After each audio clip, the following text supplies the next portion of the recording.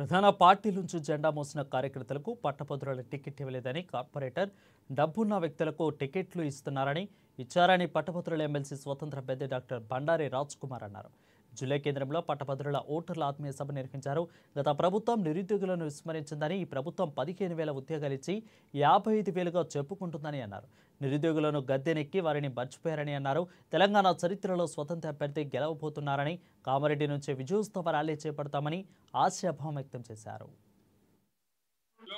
Doctor Bandari Raj Kumar ని అందరూ కూడా ఈరోజు గొప్పగా ఆశీర్వదించడం జరిగింది. అందరూ కూడా ఒకటే చెప్తున్నారు, ఈసారి 37వ నంబర్ మీద గుద్దుడు గెలిపించుడు అంటున్నారు. కాబట్టి కామారెడ్డి నుండి కూడా నేను చెప్తున్నాను, ప్రతి పార్టీగా కూడా చెప్తున్నాను, హెచ్చరిస్తున్నాను.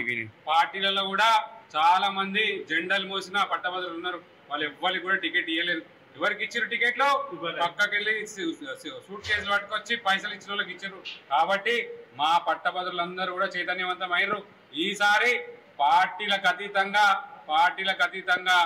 ఎవరైతే కొట్లాడతారో వాళ్ళకి ఓటేస్తా అంటున్నారు. అందులో ముందుగా నేనున్నాను.